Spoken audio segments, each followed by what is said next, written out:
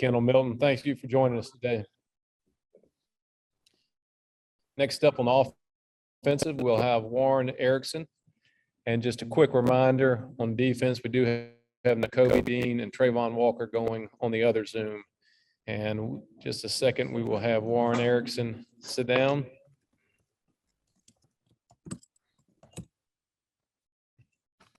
All right. Warren is ready to go. Warren, if you will hit the mute. And we will start with Mark Weiser and then Brandon Sudge. Hey, Warren, how are you? I'm great. How are you doing? Good, thank you. You know, some people were looking at Georgia and saying, well, you know, they started the season with a big win against Clemson, but then Clemson kind of faded a little bit. Do you think you guys showed something to outsiders about, you know, beating a top 10 Arkansas team that had a couple of quality wins already this season? Yeah, I mean, that's a good question. You know, I think how we kind of attack each game. I mean, we played Clemson, and obviously that was a top 10 matchup. And then we played UAB, and then which is also a solid opponent. Played South Carolina, which was, you know, they are a solid SEC East opponent. And then going to Vanderbilt, and then coming to Arkansas, home against Arkansas, top 10. So I think that the games that we have played have all been tough teams. And the fact that we were able to come in against a top 10 opponent and get a win, which is an electric crowd at noon, was really great.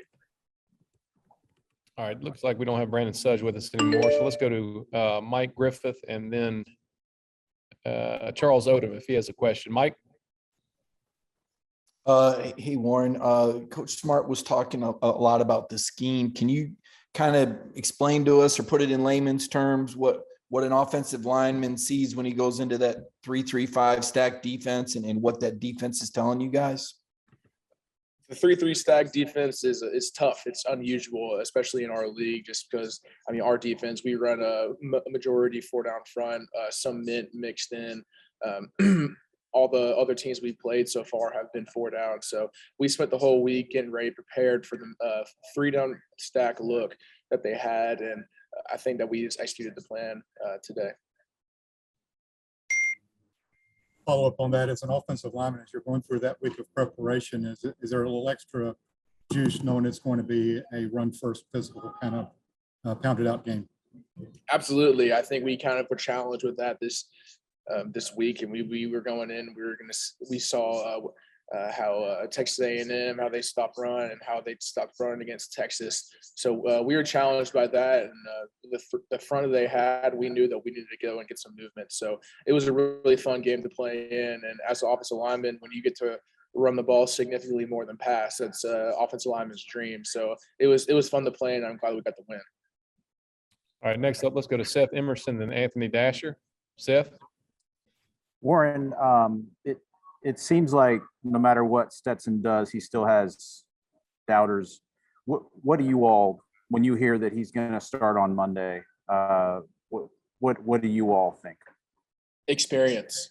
Someone who has done it time and time again. He's been here and he's waited his turn when we first came into college, and he played really well last season, got injured, has played well this season so far. So I think, like Coach Smart said, we have confidence in whoever is able to play, because we know that they're both great players. Hey, Warren, good to see you. You mentioned this being a fun game for an offensive lineman. What is the most enjoyable part about one of these kind of, hit them in the mouth games, grinding it out for a guy like yourself? I think that the most fun thing about just a hard-nosed, just pounded kind of game is just seeing in the fourth quarter, after you go from the 10-yard line all the way down and score, and you just see their face kind of change, like, man, and it's all just run plays too. So that's obviously just really fun for me, and us as an offensive line, we take pride in that too. All right, let's go to Connor Riley and then Lance McCurley. Connor? Hey, Warren. Jalen Carter, Jordan Davis, Devontae Wyatt, they all had really standout games, impacting it in a variety of ways. As someone who has to block them on a daily basis, what do those guys do well, and how important are they to this Georgia defense? I'll say first and foremost, I'm very glad they're on our team, 100%. I think that what they provide for us during the week of practice is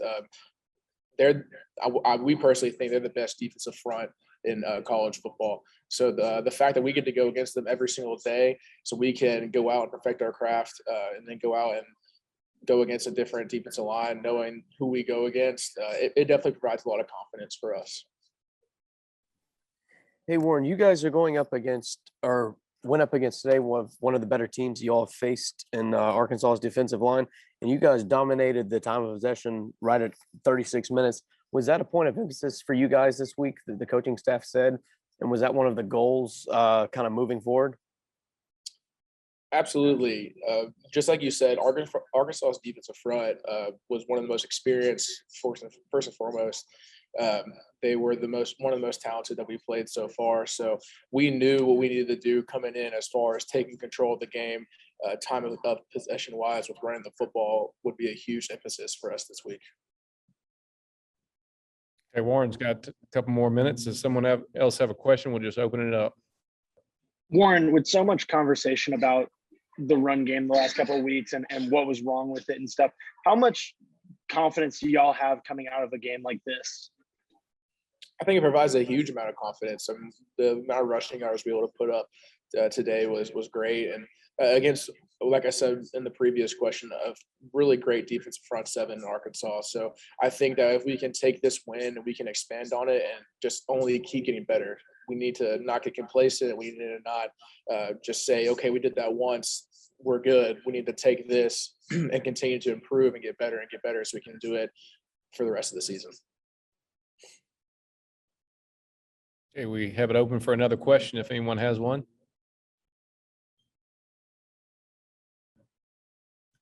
Last call for a Warren Ericson question. And Warren, I'll ask you about JT in terms of when he's not able to play in a game like this. How engaged does he stay with you guys, with the offensive players, and trying to help in the only way he can when he's not able to get out there? JT stays engaged the whole entire game. For personal experience, I think it was early in the second quarter, maybe there was a blitz that Arkansas brought that he came over afterwards, and it was, we had like a 2-yard loss because of it. He came over with his own whiteboard and he had the play drawn up for Coach Luke to look at and say, hey, like, in case you miss it, here's what happened. So he's paying attention to what Stetson's doing. He paid attention to what the wide receivers are doing. And even us as an offensive line, he was able to see, oh, they brought this in case we missed it so we can make in-game adjustments. Okay, Warren, thank you for spending some time with us. Thank you all. All right, thank you, everyone. This will end the offensive portion of the Zoom.